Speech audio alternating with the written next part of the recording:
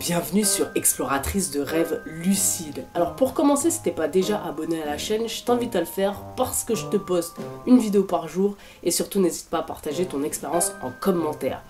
Alors aujourd'hui on va parler de test de réalité. Alors un test de réalité, qu'est-ce que c'est? On en a déjà parlé plusieurs fois.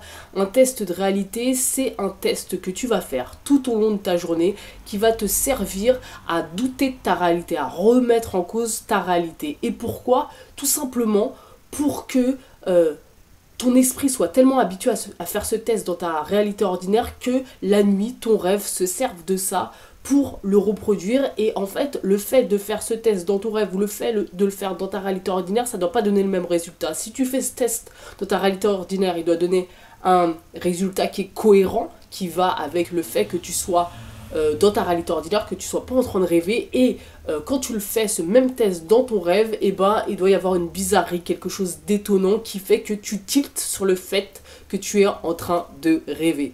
Donc, test de réalité, il y en a tout un tas, il y en a des dizaines, je dirais même qu'il y en a des centaines, parce qu'en fait, un test de réalité, en vrai, tu peux en inventer autant que tu veux. Le seul but, en fait, c'est simplement de remettre ta réalité en cause et de te reprogrammer, parce qu'en fait le rêve il va se servir de ce que tu fais pendant la journée pour te resservir un petit peu tout ça et puis pour faire son truc à sa sauce. Donc en fait si tout au long de ta journée 50 fois ou enfin voilà autant de fois que tu veux tu remets ta réalité en cause en faisant le même geste, le même mouvement, bah, y a fort à parier que dans ton rêve tu refasses ça mais que le résultat soit différent et donc du coup tu dises putain tiens je suis dans un rêve, je suis en train de rêver.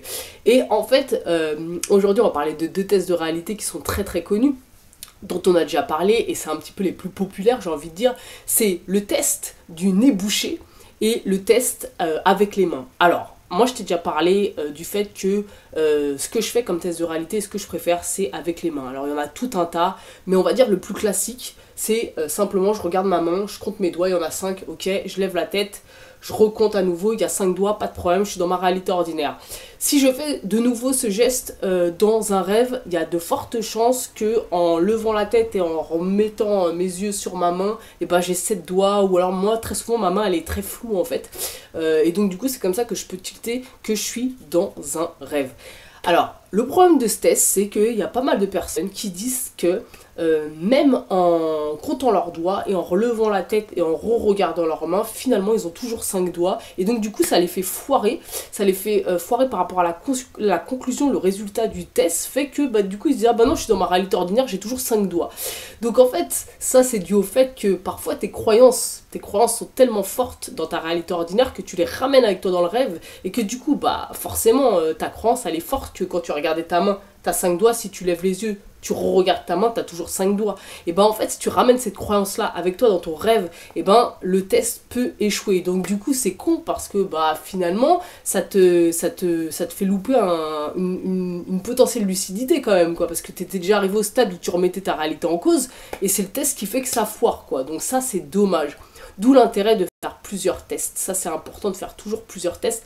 Donc même dans ta réalité ordinaire, quand tu es en train de te tester tout au long de la journée, fais, je dirais 2 tests, c'est bien déjà, 2-3 tests, mais 2 tests c'est bien, parce qu'en fait, il y en a un qui peut échouer dans ton rêve, en fait, quand tu vas les faire, et c'est bien d'en avoir 2 au cas où. Il y a peu de chances que 2 tests de suite échouent quand même, mais bon. Et donc, l'autre test, c'est celui du nez bouché. C'est un test que beaucoup de rêveurs lucides aiment, c'est le fait tout simplement de se boucher le nez. Et donc si tu n'arrives plus à respirer, bah, c'est que tu es dans ta réalité ordinaire. Si tu parviens toujours à respirer, c'est que tu es dans un rêve. Et en fait, ce test-là, c'est un des favoris des rêveurs lucides, j'ai l'impression, par rapport à ce que je lis en tout cas. Moi, c'est un que j'aime pas spécialement, perso, mais j'ai quand même vu apparemment qu'il pouvait échouer aussi. Non pas parce que t'arrives pas à respirer, parce que ça j'ai jamais vu le cas de quelqu'un qui dit ouais j'ai fait le test du nez bouché, j'arrivais plus à respirer dans mon rêve, mais après tout on pourrait imaginer que c'est possible aussi, hein. Je vois pas pourquoi ça serait pas possible que le test échoue complètement, tu vois. Bon bref, en tout cas j'ai jamais lu ça, d'ailleurs dis-moi comme toi si ça t'est déjà arrivé, mais par contre j'ai vu que la surprise finalement de toujours respirer fait que ça peut faire un espèce de petite une émotion un peu vive d'un coup qui fait que pouf tu te réveilles. Donc du coup bon ça a un peu foiré aussi au final. Donc ça c'est un petit peu on va dire à toi de voir lequel est le meilleur. C'est à toi de voir, c'est à toi de tester ce qui te convient le mieux. Moi je sais que J'essaye ces derniers temps un petit peu dans ma réalité ordinaire de faire celui du nez bouché, mais je sais pas pourquoi j'aime pas, ça m'énerve, j'aime pas la sensation de boucher le nez en fait. Donc du coup, moi j'ai l'impression que celui-là me convient pas. Moi j'ai toujours fonctionné par rapport à mes mains. Maintenant c'est vrai que les mains, quand même, il y a beaucoup de rêveurs lucides qui disent que ça peut échouer. Moi je sais que j'en fais plusieurs avec les mains. Je peux faire aussi celui du doigt qui passe à travers la main. Et généralement si je fais celui où je compte mes doigts plus celui-là, c'est celui que je vais faire le plus souvent. Franchement, il y a peu de chances que ça échoue. Après voilà, faut tester par toi-même. Qu'est-ce qui te convient le mieux? Est-ce que le nez bouché ça te convient le mieux? Est-ce que les tests avec les mains ça te convient le mieux? Surtout, qu'est-ce qui est le plus simple pour toi à faire dans ta réalité ordinaire, tout simplement? Voilà, moi je sais que je préfère tout simplement, c'est discret, tu peux faire ça n'importe où, tu regardes tes mains, tu comptes, tu lèves, tu recomptes tes doigts, tu peux faire ça n'importe où, te mettre à boucher le nez. En vrai, tu fais ce que tu veux, mais bon, c'est un peu moins discret, on va dire.